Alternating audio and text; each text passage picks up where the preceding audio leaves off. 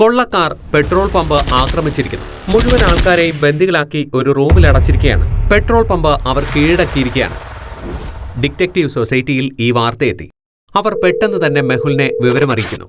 മെഹുൽ ചൂട് പാൽ കുടിക്കുകയായിരുന്നു. ഇക്കാലത്തെ കുട്ടികൾക്ക് എന്താ പറ്റിയത്? പാല് കുടിക്കാൻ പേടിയാണത്രേ. പാല് നിങ്ങൾ നിർബന്ധമായും കുടിക്കണം കേട്ടോ.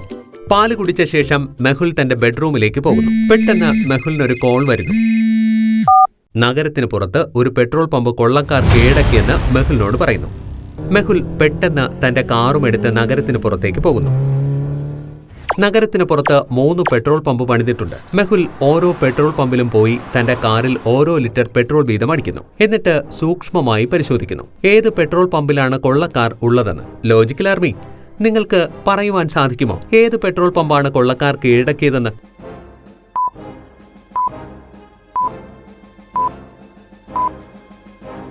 രണ്ടാമത്തെ പെട്രോൾ പമ്പിലേക്ക് സൂക്ഷിച്ചു നോക്കൂ.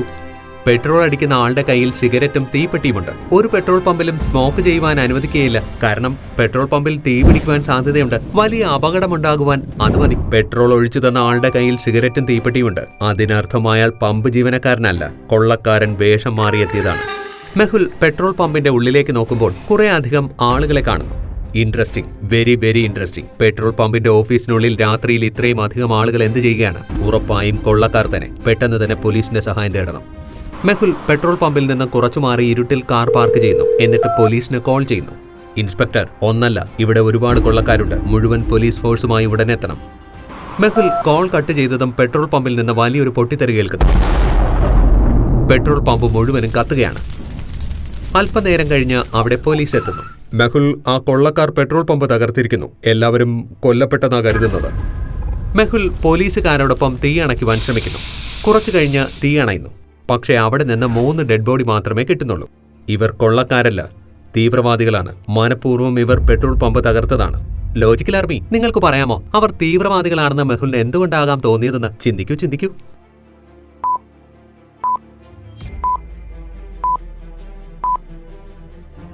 സൂക്ഷിച്ചു നോക്കൂ. പില്ലറിന്റെ അടുത്ത് AK-47 തോക്കുകൾ കിടപ്പുണ്ട്. ബോംബുകളുമുണ്ട്.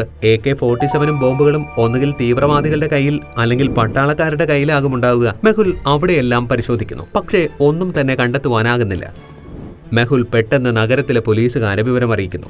സുരക്ഷാ ഏജൻസികൾ ജാഗരൂകരാകുന്നു. ഡിറ്റക്റ്റീവ് സൊസൈറ്റിയിലും ഇതേപ്പറ്റി ചർച്ചകൾ നടക്കുന്നു. ഡിറ്റക്റ്റീവ് ഏജൻസിയിൽ നിന്ന് മെഹുലിന് കോൾ വരുന്നു. അവർ പറയുന്നു മറ്റൊരു ആക്രമണവും നഗരത്തിൽ പ്ലാൻ ചെയ്യുന്നുണ്ടെന്ന്.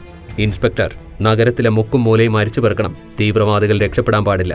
പോലീസ് ഉടൻ തന്നെ തീവ്രവാദികളെ പിടിക്കുവാനായി പോകുന്നു. മെഹുൽ ഡോക്ടർ സഞ്ജനയെ വിളിച്ച് ആംബുലൻസ് ഏർപ്പാടാക്കുന്നു. ബോഡികൾ ഡോക്ടർ സഞ്ജനയുടെ ലാബിലേക്ക് അയക്കുന്നു. എന്നിട്ട് മെഹുലും തീവ്രവാദികളെ തേടി നഗരത്തിലേക്ക് പോകുന്നു. മെഹുൽ രാത്രി മുഴുവനും നഗരം അരിച്ചു പെറുക്കുന്നു. പക്ഷേ ഒന്നും തന്നെ കണ്ടെത്തുവാനാകുന്നില്ല. രാവിലെ തന്നെ മെഹുലിന് ഡോക്ടർ സഞ്ജനയുടെ കോൾ വരുന്നു. മെഹുൽ പെട്ടെന്ന് ലാബിലേക്കെത്തി. ലാബിന്റെ വാതിൽ ഒരു പാസ്വേഡ് കൊണ്ട് ലോക്ക് ചെയ്തിട്ടുണ്ട്. കൂട്ടത്തിൽപ്പെടാത്ത ബട്ടണിൽ അമർത്തണം. Australia, Vatican city, Singapore, New York. നിങ്ങൾ പറയൂ, ഇതിലേത് ബട്ടനാണ് കൂട്ടത്തിൽപ്പെടാത്തതെന്ന്? ചിന്തിക്കൂ.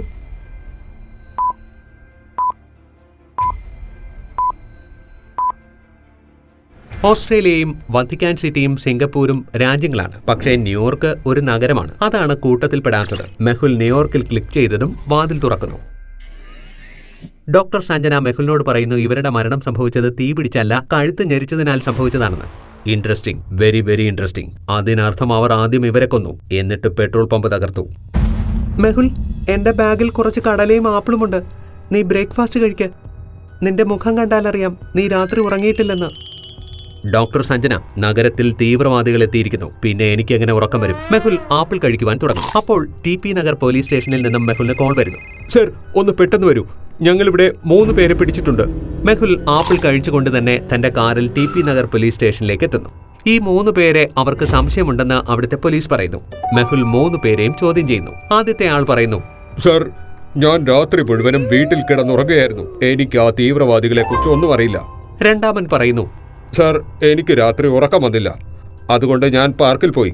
പിന്നെ പോലീസ് എന്നെ അറസ്റ്റ് ചെയ്തു. മൂന്നാമൻ പറയുന്നു, സർ, ഞാനിപ്പോഴാണ് ഈ നഗരത്തിലെത്തിയത്. രാത്രിയിൽ ഞാൻ മറ്റൊരു നഗരത്തിലായിരുന്നു. പക്ഷേ മെഹുലിന് മനസ്സിലാകുന്നു ഇവരിൽ ആരാണ് കള്ളം പറയുന്നതെന്ന്. നിങ്ങൾക്ക് മനസ്സിലായ ലോജിക്കൽ ആർമി?